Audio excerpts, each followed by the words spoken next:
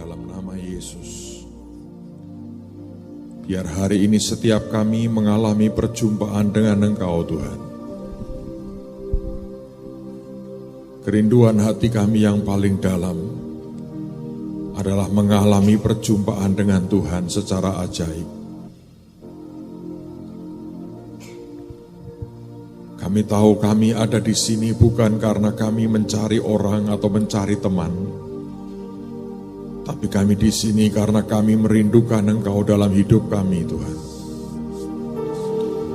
Hamba berdoa, kuasai roh, jiwa, dan tubuh kami. Tarik sungguh-sungguh seluruhnya melekat kepada hati-Mu, Tuhan. Kami tahu ada sesuatu yang ajaib di tengah-tengah kami. Saudara, sungguh-sungguh buka hati, saya rasakan ada hadirat yang kuat sedang turun di tengah-tengah kita sekarang ini. Ada sesuatu yang berbeda sedang Tuhan beri dan alirkan. Kiara mata shikine kata shonto koro santa karapa. Ini hari-hari yang ajaib. Ini hari-hari yang mulia. Ini momen di mana hadirat Tuhan sedang dinyatakan di tengah-tengah kita. Kinara shotokoro shanta karamata kaya nama. Nihiri shikia rata santa karana mata santa. Kiaramata shotokoro shikia rana mata kaya nama. Lusikia rana mata kasotokoro nama kaya rana mata kaya. Nishikia rana masanto koro santa karamata sokoyo nama. Nishikia rana masanta karana makaya rana masanta karana. Urushiki nikiri nama santa karana makarama santa karana mata kasanta. Kiara masakuru nomo siki nemete sonto koro nomo takarana malama. Buat hidup kami berakar makin dalam, Tuhan.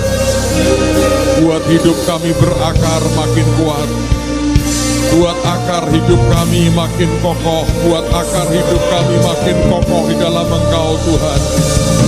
Ya rasyikiri mete syikiara nama karana nama takala.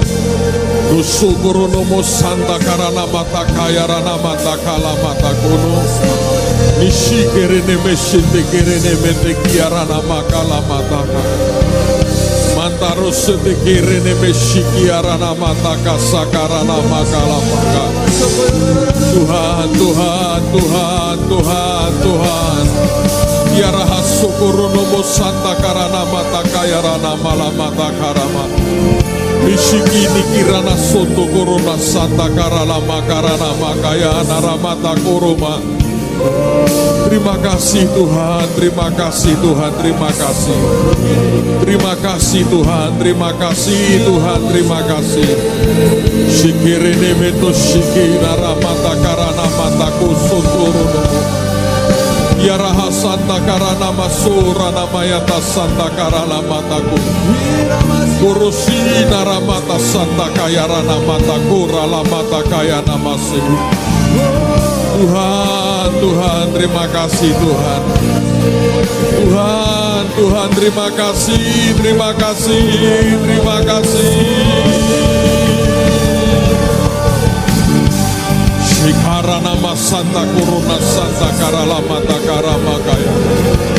Urushikine meta shodorana mata karala mata santa karana makuruna mala. Tuhan, Tuhan, Tuhan. Terima kasih Tuhan, terima kasih, terima kasih. Buat akar hidup kami makin kokoh. Buat kami makin berakar sangat dalam. Sehingga hidup kami, pohon hidup kami makin kuat di hadapan Tuhan. Dan kami berbuah sangat lebat. Irasikirene sente karana matus sekirene. Terima kasih Tuhan, terima kasih Tuhan, terima kasih Tuhan, terima kasih.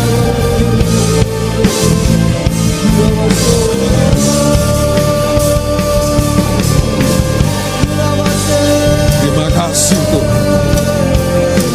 Terima kasih Tuhan.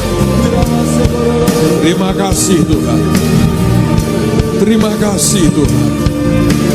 Terima kasih Tuhan Yesus, terima kasih. Terima kasih Tuhan. Mari angkat tangan lagi di hadapan Tuhan. Oh Jehovah, I worship you. Thank you Lord. I worship you, Abba Father. I run to you, my everything. I give my heart to you. You're the rose of Sharon. You're my God. Oh Jehovah, oh Jehovah, I worship you, Abba Father. I run to you, my everything. I give my heart to you. You're the rose of Sharon. You're my God. Katakan lagi. Oh Jehovah, Jehovah, worship you, Abba Father. I run to you, my everything. I give my heart to you. You're the rose of Sharon. You're my God. Lord, you are holy. Yes, Lord. Lord, you are holy. Lord, you are holy. Who was and is to come. Lord, you are holy. Lord, you are holy. Terima kasih Tuhan, terima kasih. Lord, you are holy. Who was and is to come. Lord, you are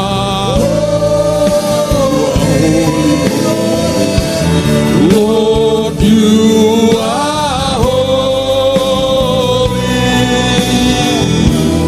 Lord, you are holy. Who was and is. Katakan lagi, Lord, you are holy. Lord, you are holy. You are holy, Lord. Lord, you are holy. Yes, Lord. Lord, you are holy. Who was and is to come. Biar anugerah-Mu yang ajaib turun buat semua kami.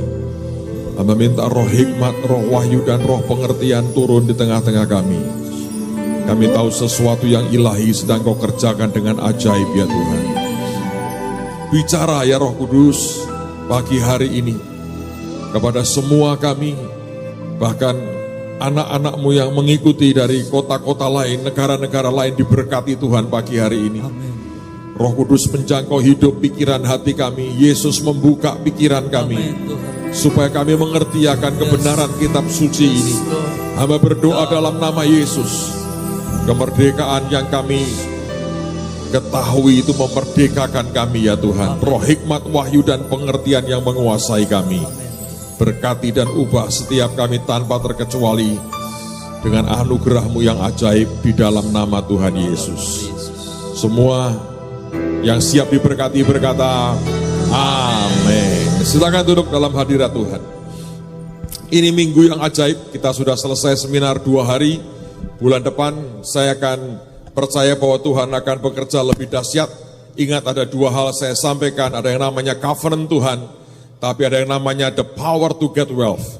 Kuasa untuk mendapatkan kekayaan ini tujuannya untuk meneguhkan perjanjian yang Tuhan berikan kepada hidup Anda dan hidup saya. Kita bersyukur Brother John akan di tengah-tengah kita pada awal Maret, dan saya percaya itu hari yang saya berdoa tidak ada orang yang kehilangan satu session pun, karena saya mau setiap kita serap akan urapan Tuhan yang luar biasa. Amen. Saudara, yang kedua, kita bersyukur bahwa beberapa hari yang lalu kita buat doa untuk mereka yang sakit. Dan saya sempat mengajar dalam 1 minggu kemarin di kelas pasca sarjana kita, dan saya mendengarkan kesaksian-kesaksian yang luar biasa. Dan banyak orang yang mengalami kesembuhan. 2 di antaranya yang sempat kita dengar adalah seorang ibu yang punya kanker atau tumor di rahimnya. Ketika didoakan tiba-tiba pengen ada sesuatu yang pengen keluar, dia lari ke kamar mandi, kelihatannya mungkin gak sempat saudara. Jadi keluar itu kayak gumpalan-gumpalan daging. Luar biasa, dan perutnya langsung kempes karena gumpalan itu keluar. Saya percaya roh Tuhan sedang kerja dengan luar biasa. Tidak ada yang mustahil buat Tuhan dan buat kita yang percaya kepadanya. Satu lagi, seorang putri, seorang wanita belum menikah, kanker otak stadium 1. Dan berkali-kali tiap kali sakit dia pingsan. Saya dengar katanya waktu kemarin juga sempat pingsan. Dan ketika didoakan tiba-tiba itu tekanan di otaknya hilang. Dan setelah 1-2 hari dia berkata itu tidak pernah muncul lagi dan tidak pernah kambuh lagi. Dan beberapa hari yang lalu dia, pacarnya, ibunya datang minta dibaptis dan mau percaya kepada Tuhan Yesus yang luar biasa. Saudara, ini hari-hari yang ajaib. Minggu lalu kita baptis 212 jiwa kita baptis, dan pagi ini MK Majapahit yang saya tahu akan baptis dengan teman-teman rumah singgah 192 kalau tidak salah yang terdaftar. Mari kita berikan semuanya untuk kemuliaan nama Tuhan. Minggu depan tanggal 5 akan ada baptisan lagi 500 jiwa, dan tanggal 6 ada lagi 500 jiwa. Saudara, ini merupakan hari terbaik kita buat Tuhan, tapi belum yang paling baik banget karena terus akan naik dan tidak akan turun. Kita akan bawa jiwa. Anda harus percaya ini merupakan zaman akhir, ini merupakan masa tuaian yang luar biasa. Sekarang mari kita buka firman Tuhan. Saudara sekalian, mari kita lihat Markus pasal yang ke-7 ayat 24 sampai dengan ayat yang ke-24. Markus 7 ayat yang ke-24.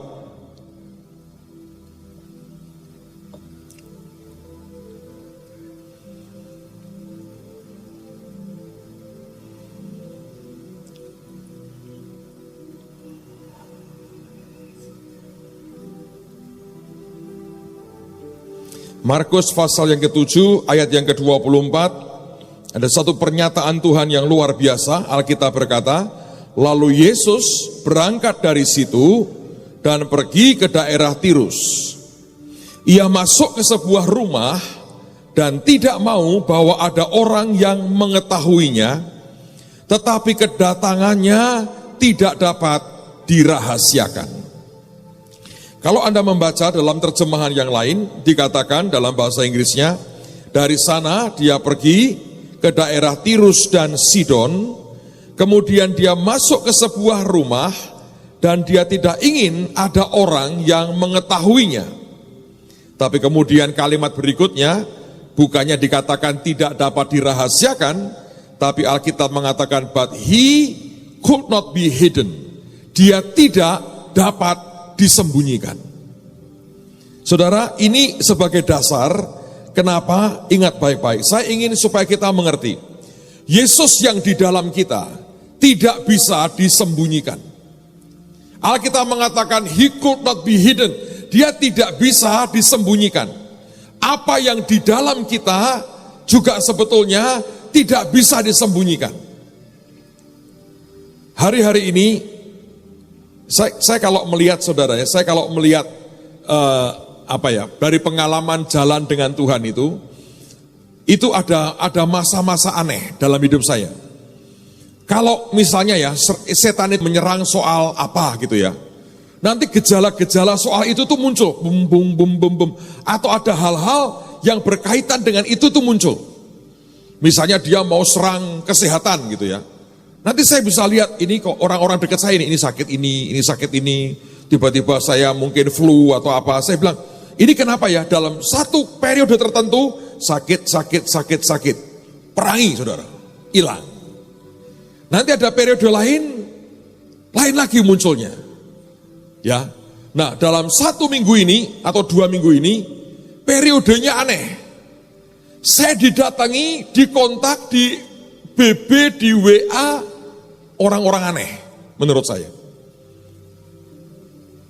Di SARK yang lalu misalnya, kan kalau selesai itu banyak tamu antri. Jadi saya minta beberapa teman cobalah disortir karena kadang-kadang Pak saya pusing tolong didoain ya, saya suruh doain orang lain gitu ya. Karena yang antri banyak gitu. Saya pengen yang kasus yang mungkin kira-kira berat-berat lah, ayo saya bantuin. Tapi kalau tidak kasihan saudara, jam 8 selesai, saya baru keluar dari tempat kebaktian itu jam 10, 2 jam kemudian, itu cuma ngurusi ngantri orang dan kadang-kadang ya hal-hal yang minor atau enggak terlalu major gitu. Satu hari ada orang menyebut nama, nah teman saya bilang, Pak ada bapak ini mau ketemu Anda. Wah siapa ya?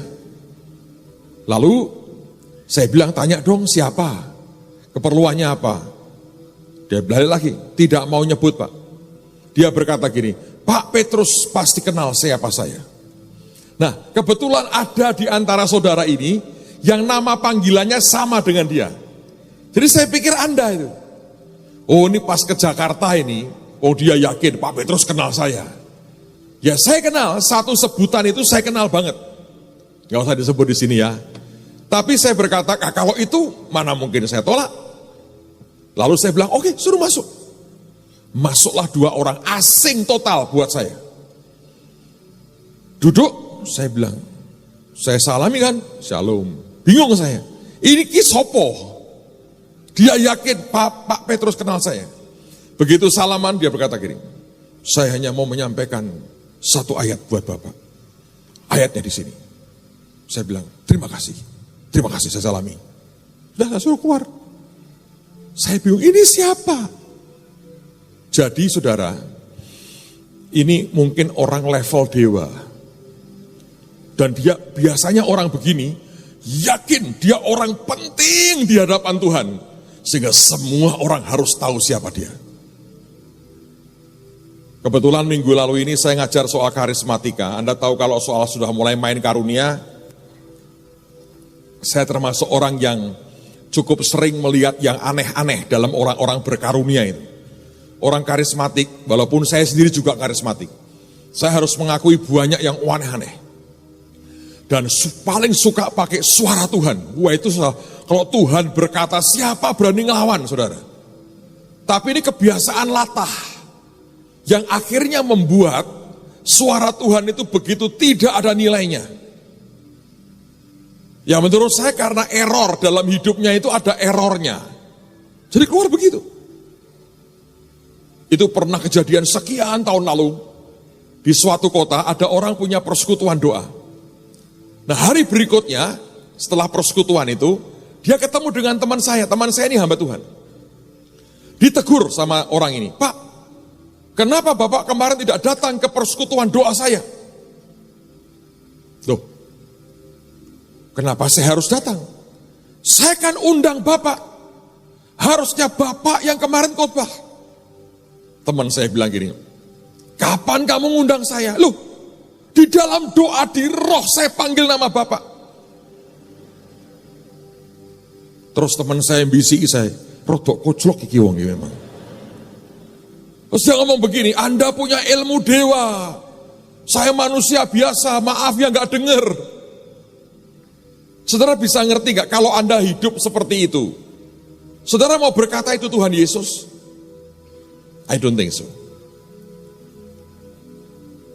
Alkitab berkata Yesus itu tidak bisa disembunyikan. Keluarnya Yesus ya Yesus saudara. Kalau yang lain-lain itu, aduh mabuk saya. Dan dalam 2 minggu ini, banyak sekali saya bilang wah ini gelombang roh aneh-aneh ini mulai mampir, saya bilang, Tuhan, aku terlalu sibuk dan aku mau dengan Engkau saja. Selesai. Tapi ya mau bagaimana, mau dimarahi, wah pasti marah. Penyesat, tidak mau dengar suara Tuhan, pasti begitu omongannya. Tapi saya ini, minggu ini saya nggak mau cerita lah, ngabisin waktu, untuk apa Anda dengar yang aneh-aneh seperti itu. Balik ke firman Tuhan. Yesus tidak dapat disembunyikan. Kalau ada Yesus di hidup kita, buahnya akan luar biasa. Kanker, keluar kankernya. Kanker di otak, sembuh dalam nama Yesus. Jiwa-jiwa dibawa kepada Yesus.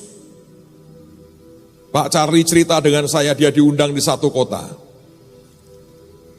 Dan di kota itu ada orang yang sakit parah, kanker paru-paru. Dokter Singapura bilang stadium 5, saya baru dengar ini. Sekolah kok naik terus dari 1, 2, 3, 4. Kalau sudah 4 itu sudah waduh, waspada ini. Keluarganya sudah mulai mendekati Pak Subianto. Tapi kalau ini sudah 5 masih hidup saudara. Dokter angkat tangan dibawa pulang ke rumahnya, di rumah dia katanya kalau nggak salah 2 tahun di Singapura. Hebat ya. Terus kemudian di rumah itu, di kota itu dia sampai sewa ICU 6 bulan kontraknya. Stadium 5. Sampai sana sudah nggak bisa apa-apa, ini selang semua, makan juga nggak bisa. Dan Tuhan cuma ngomong ke Pak Charlie katanya begini, bisikin saja, aku mengasihimu, Tuhan mengasihimu. Ya gitu aja, Tuhan mengasihimu, Tuhan mengasihimu. Mau diajak perjamuan makan nggak bisa. Ambil cuman anggur perjamuan, celupin tangan, saya nggak tahu itu sudah cuci tangan atau belum. Celupin tangan jarinya, teteskan, taruh, tempelkan di lidahnya. Tinggal pulang. Besoknya sehat, pulang ke rumah, sembuh saudara. Bayangin, Yesus tidak bisa disembunyikan. Kalau ada roh Yesus, Anda tidak akan hanya berwacana. Hidupmu akan berbuah. Dan orang akan lihat kemenangan demi kemenangan ada dalam hidupmu. Tapi kalau tidak, hidupmu sendiri berantakan, tidak ada buah yang kelihatan. Saya berdoa kita bukan Kristen yang hanya berhalusinasi dan membesarkan diri, tapi buahnya tidak ada. Sebab Yesus tidak dapat disembunyikan. Nah, saudara sekalian, hari ini saya mau ajak Anda melihat sebuah cerita yang terjadi di daerah yang mirip sama. Di daerah Tirus dan Sidon ada sebuah peristiwa dan saya ingin bagi ini buat saudara pada pagi hari ini. Mari kita lihat Matius pasal yang ke-15. Matius 15. Lihat mulai ayat yang ke-21.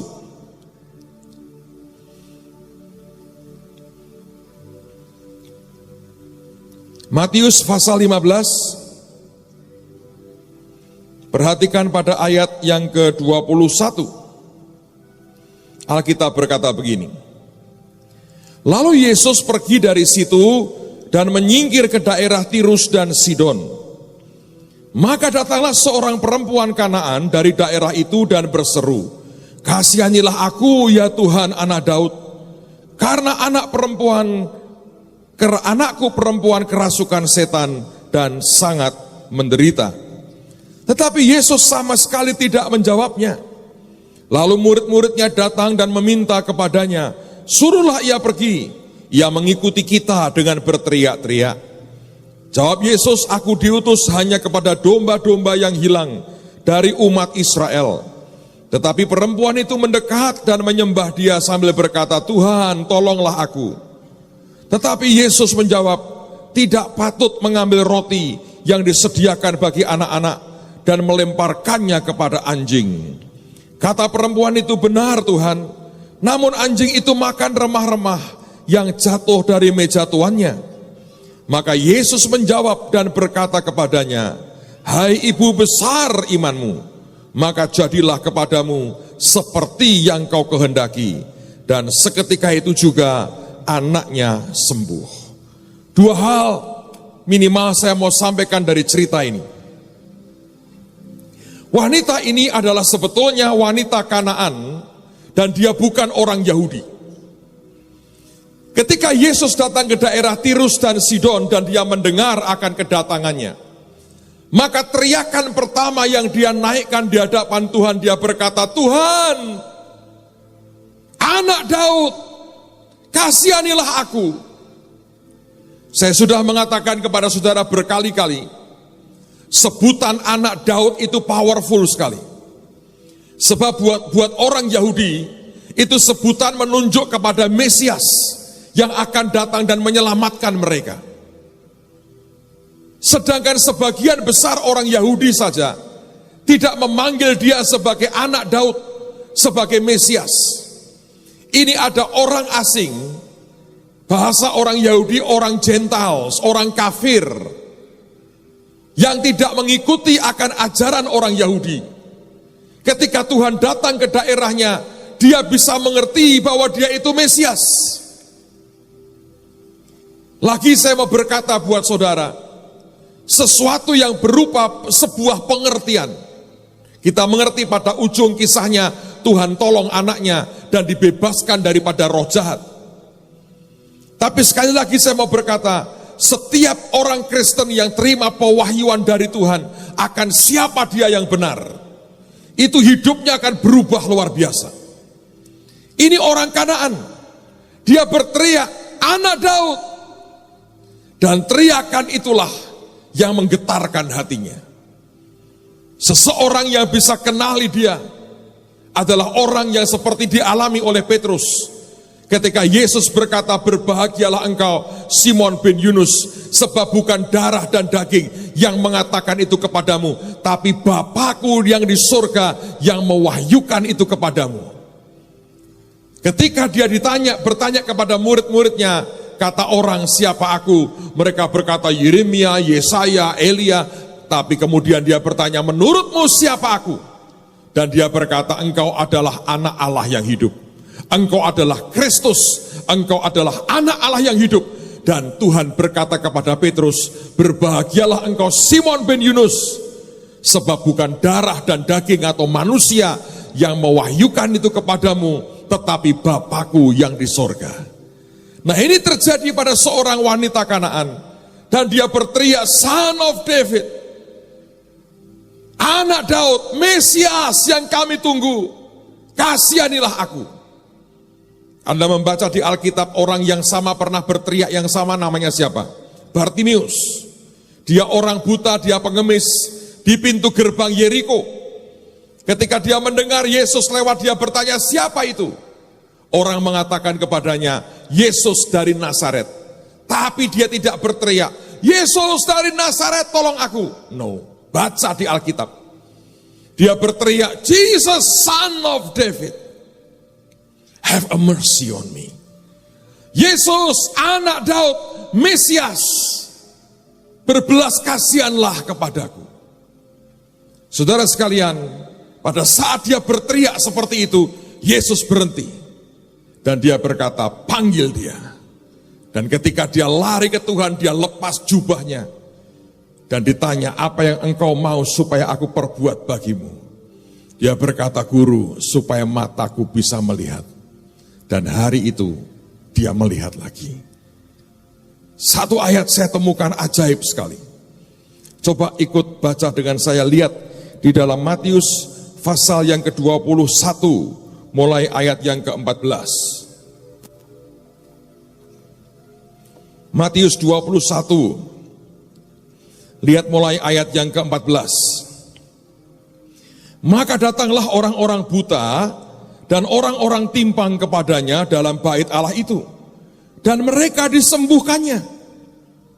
Tetapi ketika imam-imam kepala dan ahli-ahli Taurat melihat mujizat-mujizat yang dibuatnya itu, dan anak-anak yang berseru dalam bait Allah, dan anak-anak yang berseru dalam bait Allah, Hosana bagi anak Daud." Ini anak kecil. Hosana bagi anak Daud. Hati mereka sangat jengkel. Lalu mereka berkata kepadanya, "Engkau dengar apa yang dikatakan anak-anak ini?" Kata Yesus kepada mereka, "Aku dengar. Belum pernahkah kamu baca?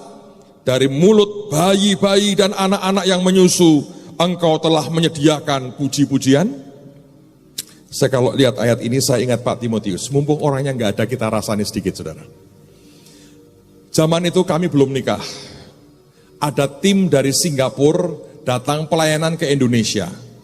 Lalu dibantu, dibagilah mereka dalam kelompok-kelompok itu masuk ke desa-desa. Ada satu ibu-ibu orang Singapura, dia khotbah.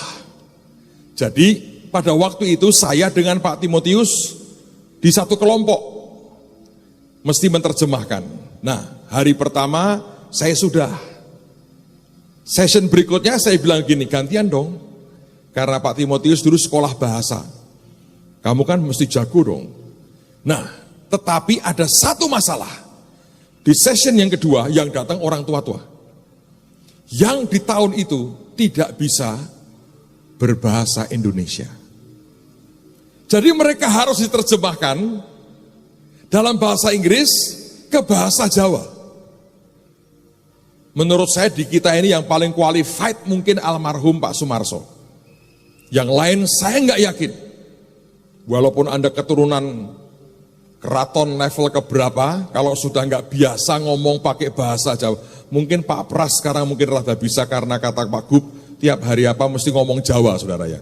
Tapi zaman itu Anda bisa bayangin Pak Timotius, Pak Timotius kan ini saudara.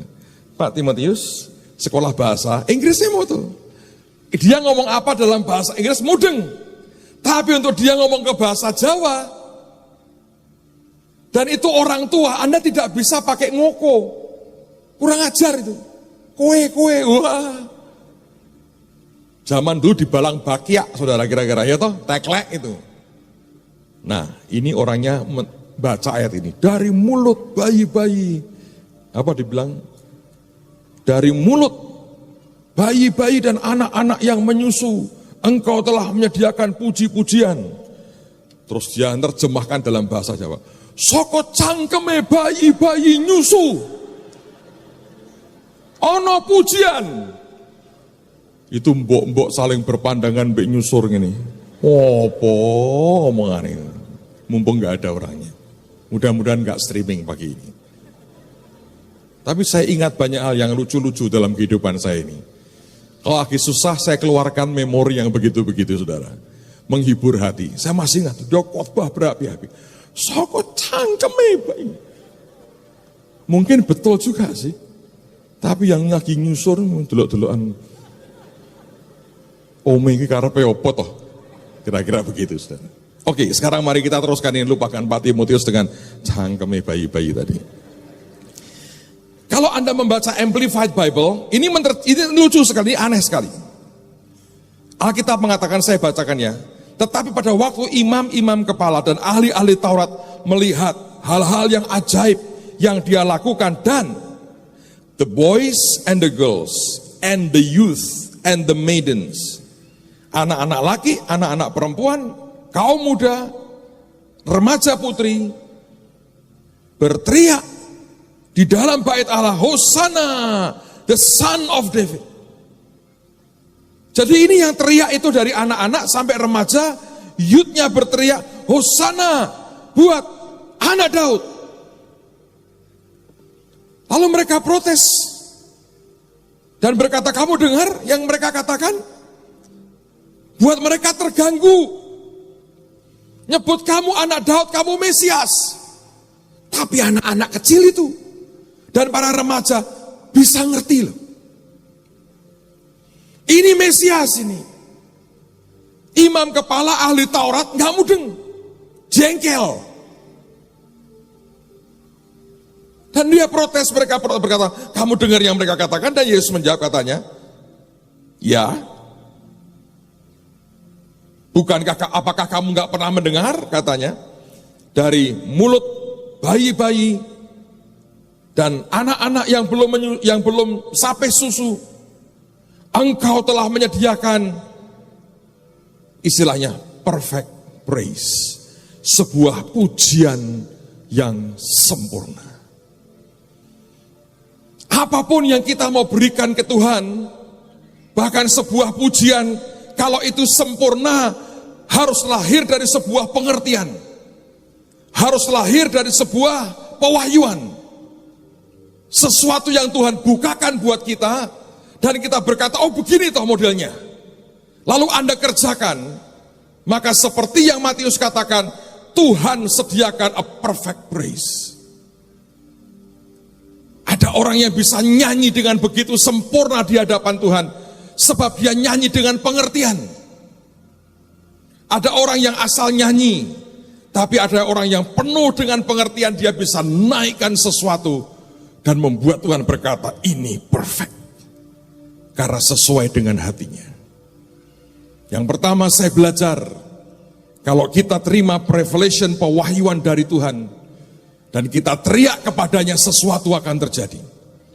Karena itu setiap kali Anda membaca firman, minta Tuhan, buka pikiranku supaya aku ngerti.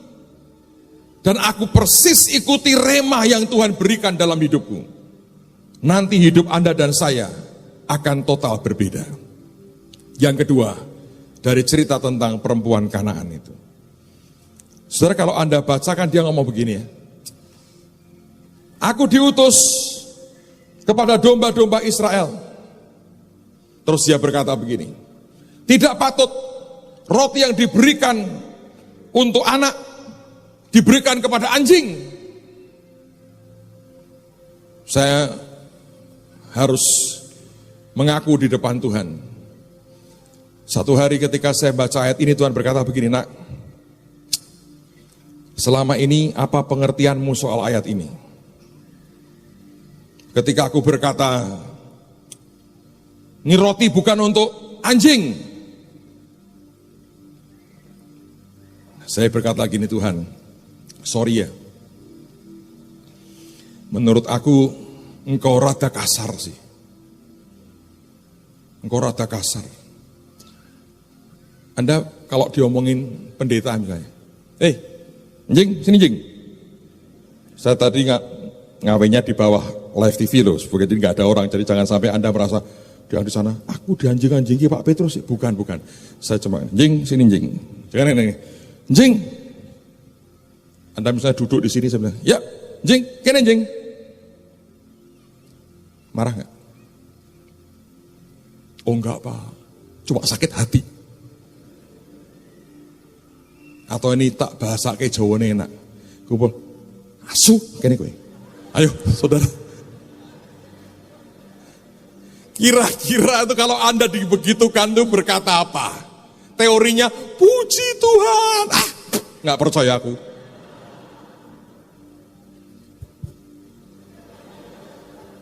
Nggak percaya sih. Sebab itu kalau buat orang kita saja, sebetulnya itu kan kasar tuh.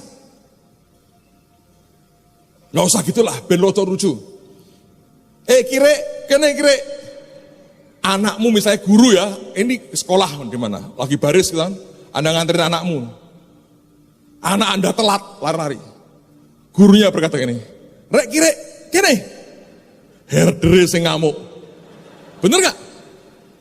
Anakku dikira-kira berarti aku diasuh-asuh ke mbahku diher-her ke. Bubar saudara. Itu hate speech.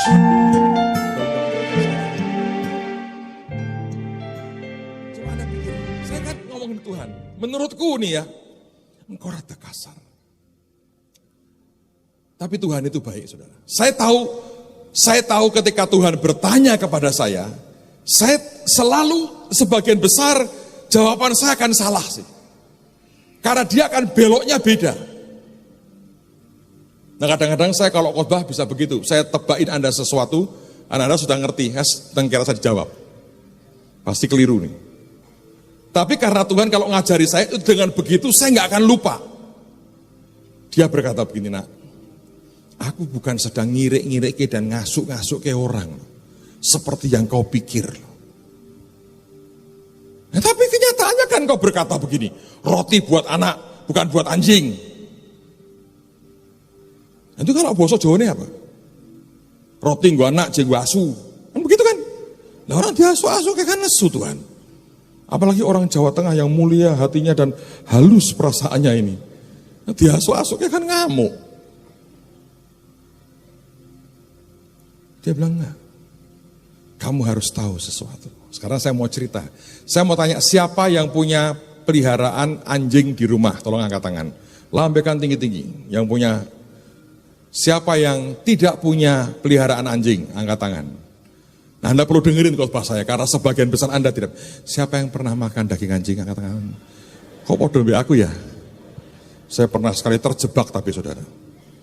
Ikut retreat dimasakin, yang masak maminya Bu Ripkah. Enak, ini enak. Tak makan enak tenan. Begitu saya diberitahu ini apa? Anjing. Pengen jeguk loh saudara, rasanya kayak, aduh.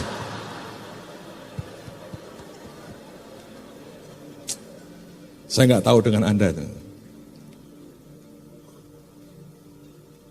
Tadi cerita apa saya? Oh ya, oke, kembali ke sini. Dia ngomong begini dengan saya. Nah, baca di Alkitab lagi. Baca Alkitab. Aku dengan dia tidak ada tujuan merendahkan seperti yang kau pikir. Tapi aku itu ikuti sesuai dengan pengertiannya. Dan pengertiannya itu ajaib, nak. Dari mana Tuhan? Engkau yang berkata, dia nggak pernah berkata, saya anjingmu, enggak. Engkau yang duluan berkata, roti bukan untuk anjing. Salah. Kalau Anda baca di Alkitab tadi saudara, nggak usah saya ulang ya demi waktu. Ketika pertama kali Tuhan diam saja, sebutan anak Daud membuat Tuhan terdiam. Diamnya itu diam bukan surah tak urusi, tidak. Saya percaya ada seperti rasa kaget yang berkata, dia kok kenal aku ya? Dan makin dia kemudian teriak-teriak, murid-muridnya mulai bereaksi. Alkitab berkata, lihat datang ke Tuhan, dia menyembah, tersungkur menyembah dan berkata, Tuhan tolonglah aku. Ada satu kata di situ yang ajaib, yaitu kata menyembah.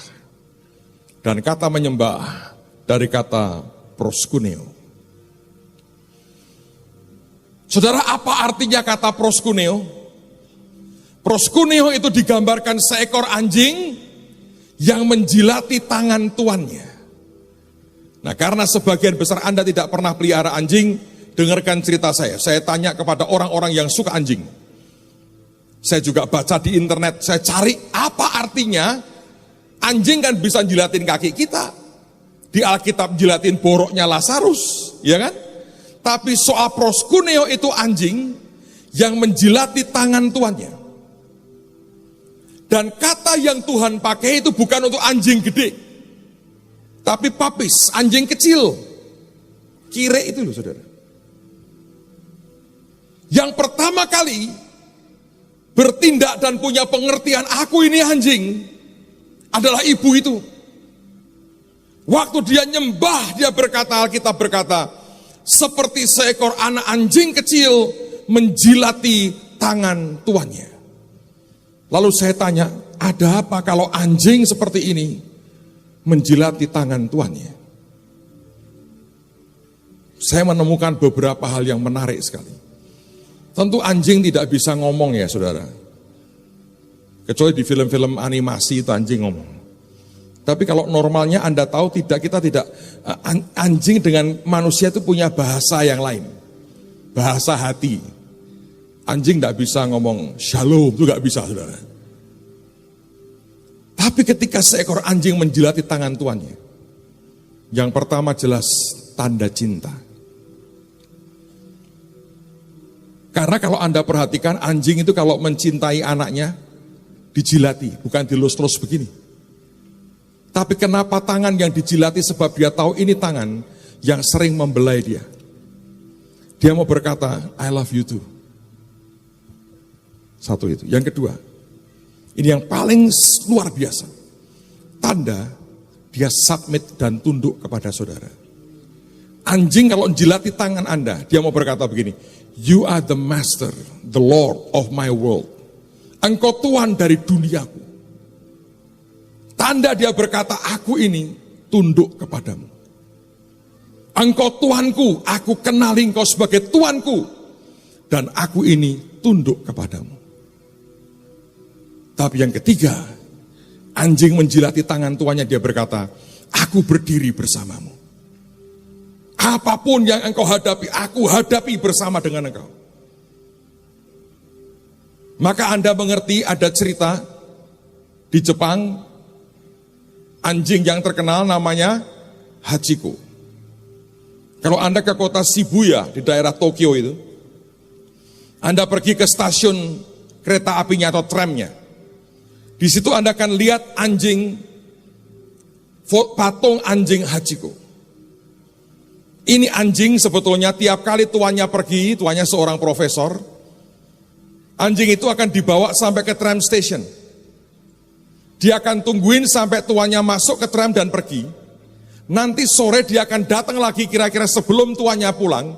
Dan dia sudah tungguin tuannya di spot yang sama. Itu berlangsung nggak tahu berapa lama, saya lupa persis detail ceritanya. Tiap hari itu yang dikerjakan oleh anjing namanya Hachiko ini. Satu hari tuannya kena serangan jantung. Di kampus dia ngajar. Dibawa ke rumah sakit sampai mati. Ini anjing tungguin terus tuannya sampai hari dia mati. Pernah diambil orang, lari kembali ke tempat itu. Kalau di barat orang menyebutnya man's best friend. Harusnya kan wife adalah man's best friend. Maaf istri-istri. Di barat di sini belum, jangan sampai terjadi. Karena mungkin rada-rada ke situ lama-lama, hati-hati aja. Kemarin saya cerita, Pak Ahok, Gubernur Jakarta cerita. Dia meresmikan salah satu pos polisi, dia cerita katanya di Tiongkok, ada seorang petani yang punya seekor keledai. Petani ini punya istri dan punya anak satu. Satu hari keledainya itu nyepak istrinya sampai mati. Maka dia kuburkan istrinya. Dan di pemakaman dia didampingi anaknya laki satu. Datanglah ibu-ibu datang satu persatu ngomongin dia. Petaninya hanya manggut-manggut. Anaknya ngeliatin. Dia tanya ke bapaknya, Papa, itu ibu-ibu kok datang ke papa itu manggut-manggut tuh ngomong apa? Oh dia menghibur supaya kita kuat. Oh bagus ya Pak, ya. Gak lama datanglah yang pria. Bukan satu persatu bergerombol. Ngomong sesuatu dan si bapak ini mikir-mikir dan mempertimbangkan sungguh. Selesai mereka pergi, anaknya tanya, Papa, tadi bapak-bapak itu kok serius amat sih? Apa dia menghibur begitu juga? Beda. Dia ngapain? Mereka pada tanya rebutan. Keledainya mau dijual enggak? 10% Anda mudeng. 90% bingung. Lucu neneng gitu Pak cerita itu. Tanya Pak Ahok saudara, lucunya di mana? Mau tahu lucunya? Enggak usah. Tapi anjing itu orang berkata man's best friend. Dan Tuhan berkata begini, nak. Beberapa guyune telat. Oh ngono toh ceritanya. Parah. Saya doakan tambah pinter. Saudara tahu dia berkata gini, nah, dia yang memposisikan dirinya dalam pengertiannya, dia kenali aku sebagai Mesias, dia tahu dia orang Kanaan, dia menyembah seperti seekor anjing menjilati tangan tuannya, seperti anjing kecil menjilati tangan tuannya. Maka aku yang berkata, baik engkau seperti papis, engkau seperti anak anjing, engkau menyatakan cintamu, engkau menyatakan penunduanmu, engkau menyatakan engkau akan mendukung aku.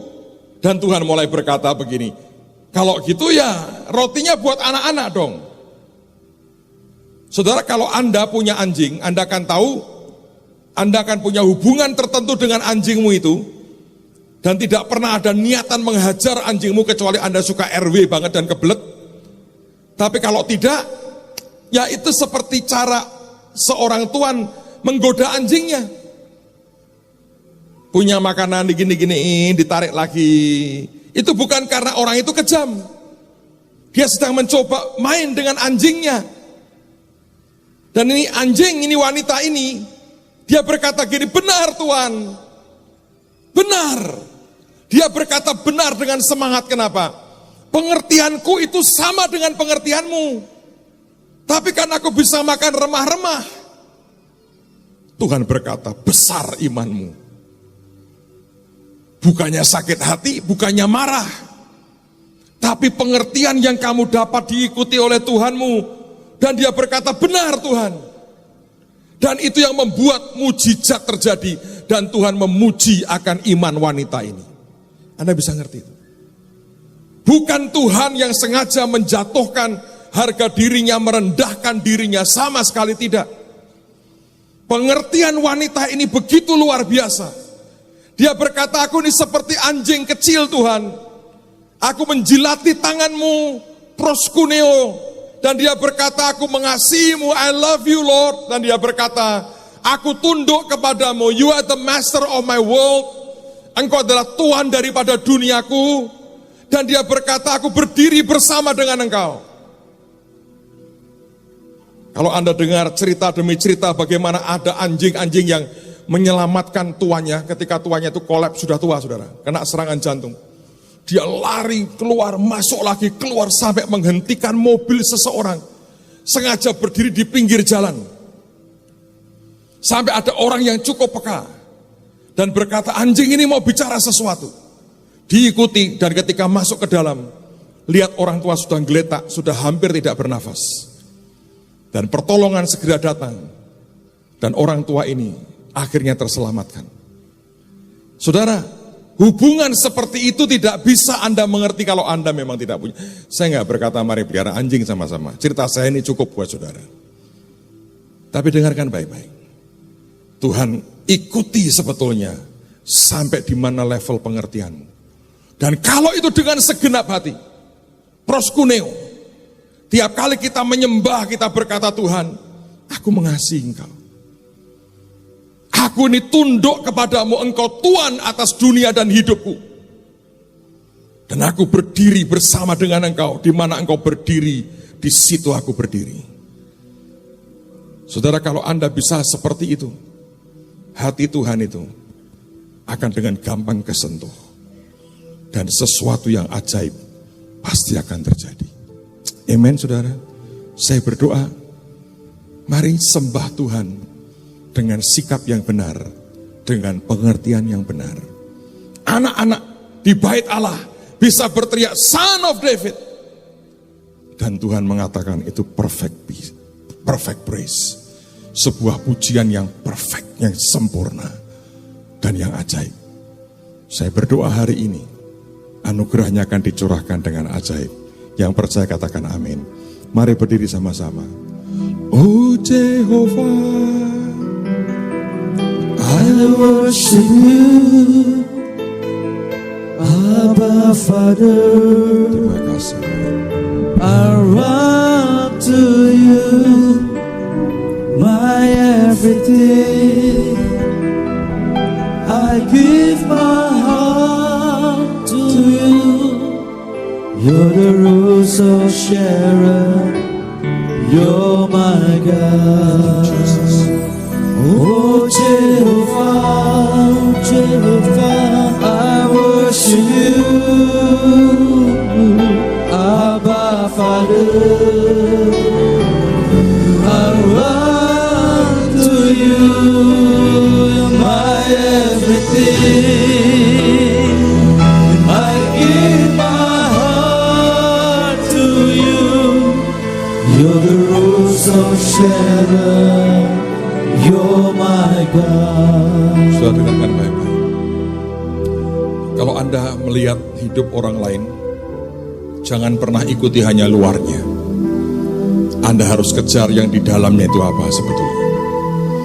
Kalau orang hanya cenderung mengikuti akan luarnya, orang akan punya masalah besar loh, saudara. Saya tahu ada beberapa orang yang mencoba mengejar mengikuti akan luar. Saya mau berkata buat saudara, jangan. Karena begitu Anda kejar bagian luar, Anda lihat hidup seseorang, Anda hanya mengejar materialnya. dan engkau jadi orang yang materialistis. Tapi kalau engkau kejar dalamnya, engkau ketemu dengan sumbernya, dan itu akan membuat semua berkat yang Dia berikan dalam hidup kita itu akan bernilai sangat berbeda. Ada orang-orang kejar saya dengan ini, dengan itu. Saya mau berkata buat saudara, bukan saya keberatan, tapi Anda mengejar sesuatu yang salah. Ada orang berkata, Pak, saya pengen urapannya. Anda tidak tahu harganya. Yang dikejar adalah apa yang Tuhan buat di dalam. Dan kejarlah Tuhan, maka Dia akan memberikan kepada hidup kita semua yang terbaik. Dan belum tentu yang dipakai orang lain terbaik buat saudara. Ketika Daud mencoba memakai pakaian Saul sebelum berperang melawan Goliat, dia lepas lagi. Dia karena dengan pakaian Saul itu dia hampir tidak dapat bisa berjalan. Semua kita akan diberi Tuhan kekuatan dan kedahsyatan dan kemenangan yang luar biasa. Tapi jangan ikuti luarnya. Belajar kejar yang di dalam. Saudara akan lihat yang ajaib akan Tuhan turunkan dalam kehidupan Anda dan saya. Amen, saudara. Saya berdoa itu anugerah akan turun melingkupi kita. Tadi malam sebelum tidur anak saya kecil, bibi saya, papi sudah tidur belum? Belum. Saya mau ke sana. Malam-malam dia datang ke kamar. Terus dia cerita pengalaman kemarin malam waktu kebaktian youth. Dia menari di belakang. Tiba-tiba sebelum dia menari, Roh Kudus berkata begini, Sasa, kamu kalau menghadap Tuhan ngomongnya begini. Ini saya ceritakan ke saudara supaya Anda bisa ngerti. Karena nama yang dia pegang itu, Hadasa, itu pemberian Tuhan. Waktu dia lahir, dokternya belum datang, brojol, tapi di kamar PK sih. Dan waktu dia masih berlumuran dengan lendir, dengan darah gitu, nangis, saya kan tungguin waktu dia lahir. Tuhan bicara jelas di hati saya, Hadasa. Jadi itu nama pemberian Tuhan. Lalu kemudian Roh Kudus berkata begini, kalau kamu lagi nyembah, kamu ngomong gini, Tuhan, ini hadasahmu mau menghadap. Dan dia ikuti, saudara. Tiba-tiba itu ada seperti spotlight di atas dia. Dan begitu seperti sinar turun, lemes badannya. Dia tersungkur, gak bisa berdiri. Dia sujud. Beberapa saat, terus dia nari lagi. Tapi dia bilang, kali kedua ya, dia bilang, itu di tanganku seperti ada sayap beneran yang gak tahu seperti apa. Tiap kali tangan ini nyentuh yang bagian-bagian ini, seperti ada benda tertentu yang memang kesentuh. Terus dia bilang, aku mesti ngapain, Bi? Saya hanya ngajari begini. Lain kali kalau kamu ngalami itu lagi, yang pertama kamu tanya Tuhan, apa yang kau mau Tuhan? Entah ada tugas, entah ada sesuatu, apapun. Nanti kamu akan lihat, itu namanya pewahyuan. Yang kedua, saya berkata gini, tiap kali kamu berdoa, datang ke Roh Kudus, dan saya berkata gini, tanya, boleh nggak aku sebut itu lagi di depan Bapa? Kalau diizinkan, lakukan setiap kali kamu doa. Itu membawa, itu karena itu covenant, karena itu perjanjian. Nama Hadasah itu katanya adalah bentuk seperti semak, tapi wangi. Tapi orang Iran mengatakan, karena itu nama di Iran terkenal sekali. Orang Iran mengatakan nama itu artinya uncoincident, sesuatu yang tidak kebetulan. Dalam hidupmu, saya bilang, berarti selalu semua itu ada tujuannya. Saudara, kalau Anda diberi nama oleh Tuhan, pakai, karena nama itu ada perjanjian Anda dengan Tuhan. Amen, saudara. Anda diberi nama siapa? Joseph misalnya, ngomong, Josephmu datang Tuhan. Tapi kalau Anda cari nama sendiri, sudah diberi nama Tuhan, Anda ngarang-ngarang sendiri, aku mau nama nih Noto Boto Songo Tiborolas, tekor, saudara. Ini bener loh, Noto Boto Songo tapi Tibone Rolas, -3 berarti. Yang Tuhan kasih itu sebuah covenant. Kalau Anda punya pengertian itu saja, doamu akan beda. Kenapa orang itu malas ngadap Tuhan sih? Karena sering nggak ada apa-apa. Kalau itu pemberian Tuhan dalam hidupmu, hal paling kecil sekalipun, Anda akan melihat Tuhan dipermuliakan dalam hidupmu. Angkat tanganmu. Oh Jehovah, turun anugerahmu buat anak-anak. Sembah Tuhan, sembah Tuhan. Abba Father, Terima kasih Tuhan, terima kasih. I run to you, my everything. Jesus. I give my heart to you. You're the rose of Sharon. You're my God. Oh Jehovah, I worship you. Abba Father, Biar turun anugerah dari Tuhan Bapa kami yang di surga. Setiap kali kami datang dalam nama Yesus, kami akan ada di hadapan dan hadirat-Mu Tuhan. you're the rose of Sharon. You're my God. Lord, you are. Sembah dia, sembah dia, sembah dia. Lord, you are holy. Lord, you are holy. Who sends to God. Lord, you are holy. Lord, you are holy. Lord, you are holy. Who was and is to God. Lord, you are holy. Mari angkat tangan sebelah Tuhan. Lord, you are holy. Lord, you are holy. Who was and is to God. Lord, you are holy. Kau kudus Tuhan. Lord, you are holy. Lord, you are holy. Who was and is to God. Kami berdoa Tuhan di dalam nama Yesus, mari angkat tangan saudara di hadapan Tuhan. Biar hati proskuneo menyembah Tuhan. Ini kami Tuhan datang kepadamu Tuhan, dengan sebuah covenant di hadapan-Mu Tuhan. Hati yang menyembah, hati yang merindukan Engkau lebih lagi.